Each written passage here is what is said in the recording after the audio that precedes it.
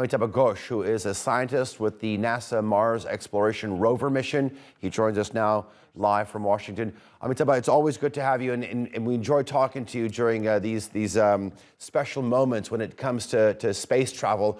I want to begin by asking you your reaction to the successful return of this Axiom 3 space mission. So I think it's a very big relief. Their work is done. As you know, it was delayed by a few days.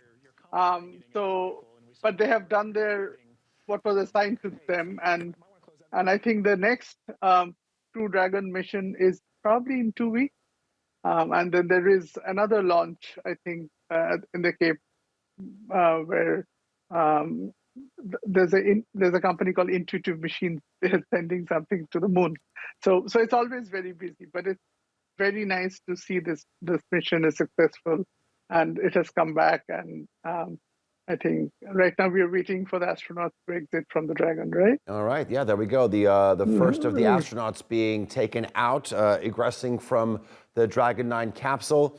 The first time he is standing up on his own 2 feet, obviously with the assistance of 4 recovery personnel from NASA and SpaceX, standing on his own 2 feet, using his muscles for the first time in 17 days.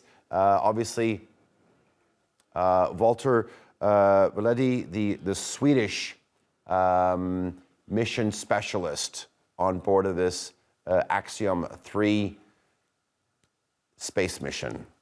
They'll be coming out one by one. Perhaps one of the last ones that will come out will be the pilot, but the next one could very well be Alper Gezeravci, because he was the second of the mission specialists on board of this flight. Amitabh, let me ask you, as we watch these live pictures, talk to us about some of the effects that microgravity has on our body. I mean, yes, 17, 18 days isn't all that much, but it must have an effect on body and throughout this period that we don't use any muscles, some sort of time of adjustment.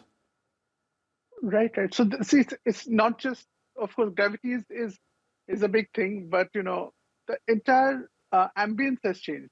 So if you are in this space station, it's going around the Earth, I think 16 times. So you see 16 sunrises and 16 sunsets every day.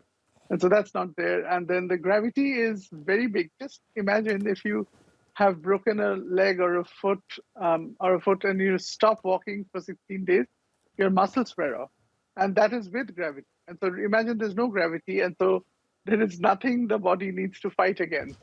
And so your muscle mass considerably goes down. So you just saw the last astronaut who came down. He needed assistance to even stand. So so this is one of the long-term challenges of space travel. So this was a 17-day flight.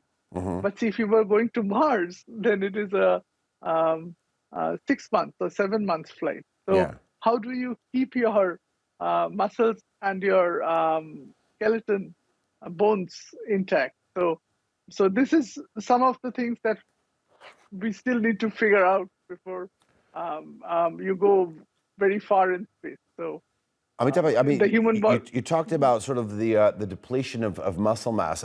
You actually brought this up. I hadn't thought about it, but in terms of seeing, more than a dozen, 16 sunrises and sunsets in a day, and obviously that has huge effects on sort of disrupting your circadian rhythm. But for instance, if you're going from Earth to Mars or from Moon to Mars, would that issue of sunrises and sunsets be an issue if you're traveling in one direction towards Mars?